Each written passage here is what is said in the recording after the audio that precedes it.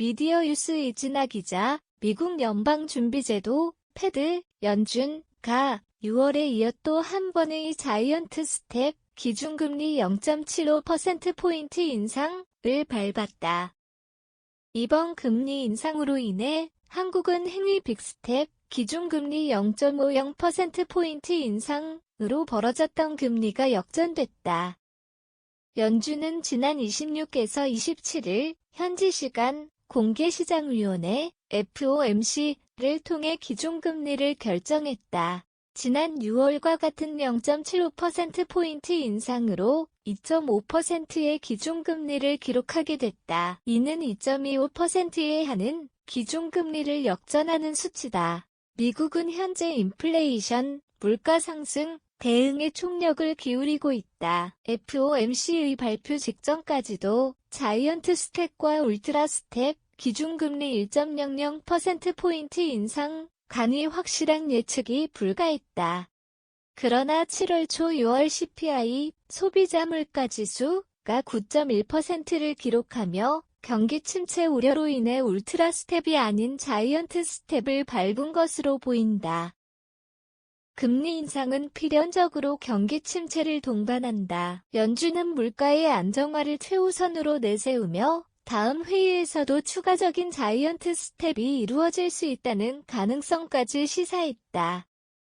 하지만 급격한 금리 인상으로 인한 경기 침체를 우려하는 목소리가 민주당 내부에서 제기되고 있다. 한편 미국뿐 아니라 유럽중앙은행 ECB도 지난 21일 현지 시간 빅스텝을 단행한 바 있다. 영국 중앙은행 BOE 또한 꾸준한 0.25%포인트 인상에 이어 다음 달 빅스텝을 밟을 가능성이 높다. 세계 각국의 금리 인상이 계속되는 가운데 한은이 어떤 조치를 취할지도 관심이다. 한은 이창용 총재는 지난 13일 기자간담회에서 연내 빅스텝을 하지 않겠다고 받아들여진다는 것에 대해 예상대로 간다면 0.25%포인트씩 점진적으로 인상하며 상황을 지켜보는 것이 바람직하다. 다만 생각했던 베이스라인에서 벗어난다면 유연한 대처를 위해 방향이 바뀔 수 있다고 전했다. 또한 금리 역전에 관해 금리 역전 자체가 문제가 된다고 생각하지는 않는다. 금리 격차보다 그로 인해 생기는 외환 시장 자본 유출 등 시장의 영향을 보고 판단해야 한다고 생각한다. 수준 자체는 그렇게 큰 의미를 가지고 있지 않다고 강조했다. 아울러 과거에도 금리 역전이 된 경우가 3차례 있었다. 평균적으로 0.50%포인트에서 0.90%포인트 사이였고 1.00%포인트를 넘은 경우도 있었기 때문에 어느 수준까지 감내할 수 있다고 말씀드리기는 어렵다.